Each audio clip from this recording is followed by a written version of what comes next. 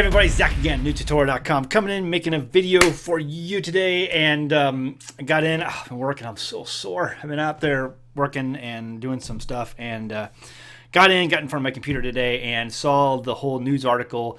The Arkansas Ten Commandments monument lasted less than 24 hours. They had erected a monument at the state capitol of Arkansas, down in Little Rock, and within 24 hours, it was down. Somebody had ran into it with a car, rammed it with a car, and the guy posted a video of him ramming into this Ten Commandments up at the state capitol, and of course he's now arrested. And so they posted a video, and I thought it'd be cool to share, just to talk about it. It's just the state of the world we live in today. Here's the clip. Where do you go when you're faced with adversity and trials and challenges and then... Oh my goodness. Freedom!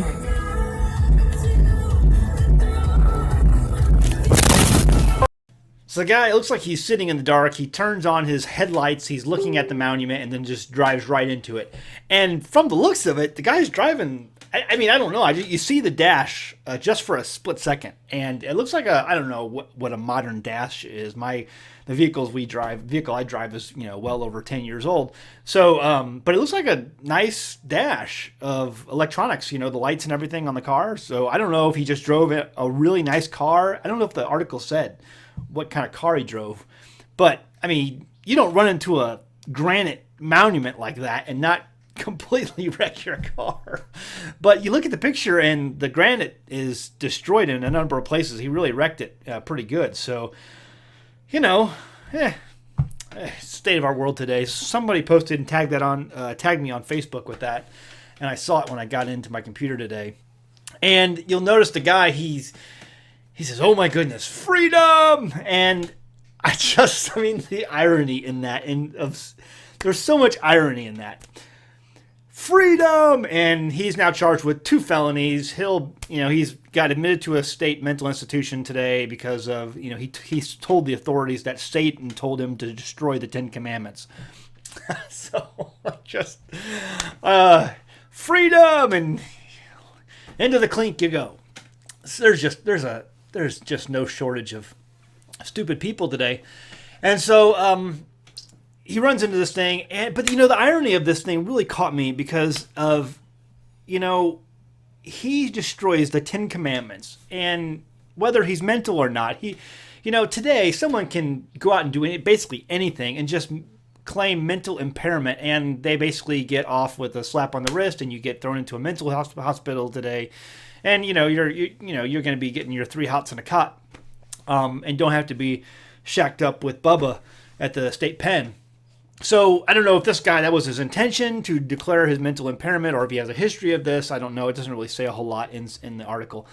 But it's just the irony of saying freedom while destroying freedom, because that's what the commandments are. That is what the Torah brings. The Torah brings life. It brings freedom because it's always been man's law that brings bondage. It's man's traditions and doctrines that bring bondage, and that's the thing that the Father always tried to free his people from. Saying, listen, come out of her, my people, because I'm trying to bring you out of bondage. It was bondage in Egypt, okay? It's bondage of the world. Anytime you hear Paul talking about, in the New Testament, of the law, and you think he's talking about the bondage of the law or the curses of the law, he's talking about either one of 2 things. Either the curse of the law, which the law brings when you break it, or man's law, whether it be Jewish law or Greek law or any other human law. It's that law that brings bondage. Let me give you an example. Today in America, we have over 4 million laws. In fact, you can't even count. If you try to Google search it, how many laws we have in America today, you can't find it because it's incalculable. The best experts legal experts in the country can't tell you how many laws there are on the books in America today.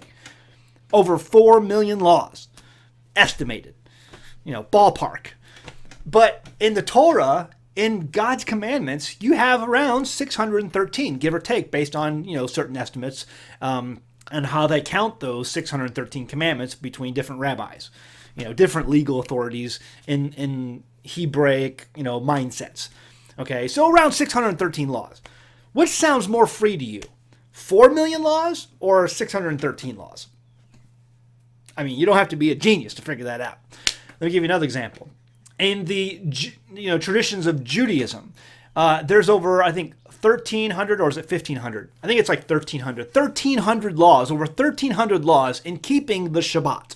So if you keep Shabbat as a ultra-Orthodox, okay, there's over 1,300 laws to keeping the Sabbath.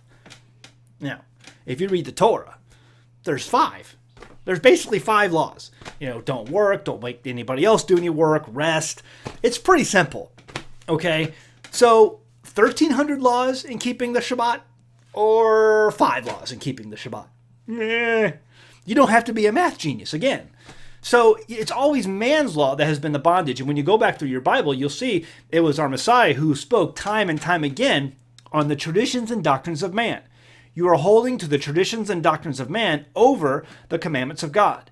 Okay, it's the same thing. All the people, the prophets spoke the same way. Jeremiah, Isaiah, they all spoke the same way, that these people were turning to the bondage of man instead of the freedom that the Father's Torah brings you.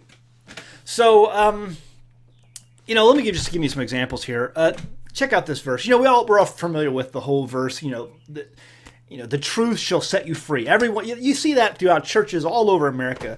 The truth shall set you free, right? But what is truth? If you go back to Psalms 119, 142, the only place you will find a definition of truth in your Bible, when you go by the law of first mention, because that's a doctrinal law that people talk about today in religious circles and religious academia, the law of first mention, it's this: thy righteousness is an everlasting righteousness, and thy law, thy Torah, is the truth. That word for law right there in Hebrew is Torah.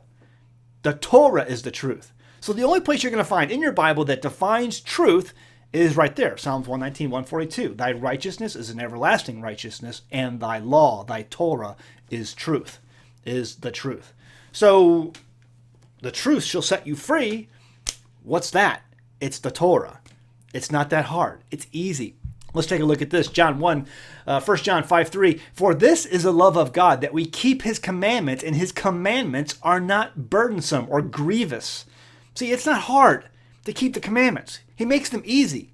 Now, if you go by man's law, if you're an ultra-Orthodox Jew, and you go by what the rabbis say you have to do for Shabbat, you've got 1,300 laws you have to follow for Shabbat. But if you open the words of Moses and you see what his words are, that he said, do not add or take away from, there's really just about 5 things you got to do.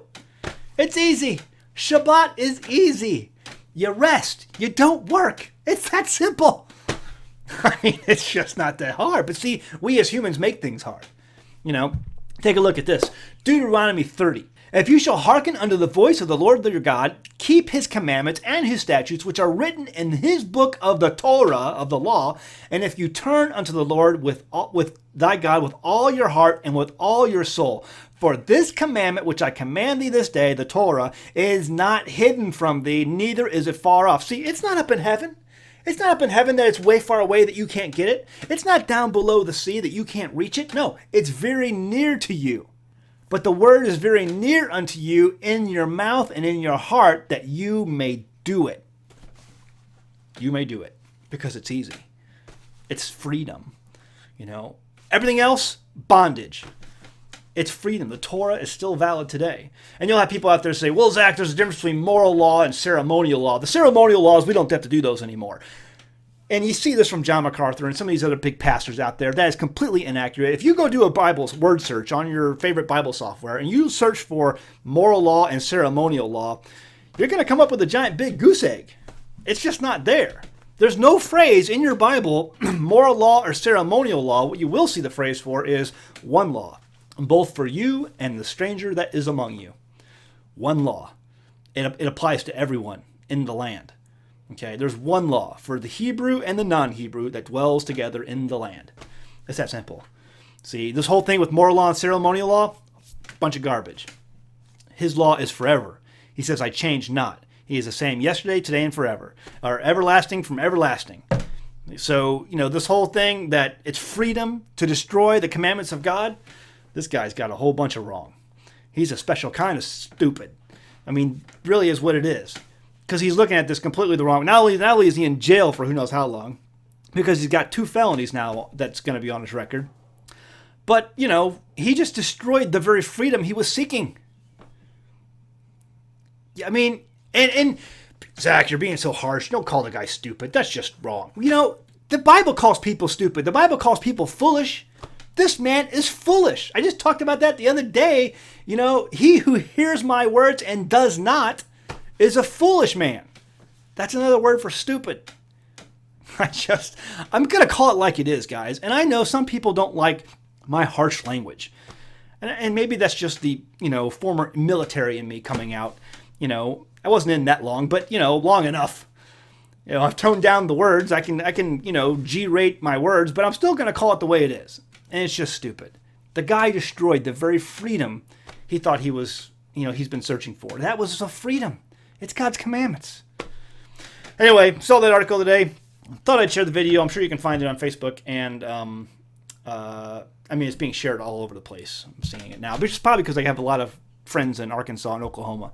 So, on my Facebook feed. But I thought you'd enjoy that. Crazy times we're living in, folks. People are just lashing out at anything that appears righteous. Anything that appears holy.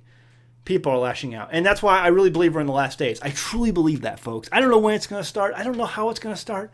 I just really believe we're in these last days. And all you can do is watch. You know, I may be wrong. We may be going for another 30 years. And I'm preparing like we are. We're building on this homestead like we're going for another 30 years. But I'm telling you what, if there's a pillar of fire that shows up somewhere on this world tomorrow, I'm heading to that pillar of fire. I'm going to it. And there ain't nothing getting in my way. I'll leave this. I'll be out of here on the first thing smoking. So, all right, guys, leave it at that. Go home, read your Bible. Thanks.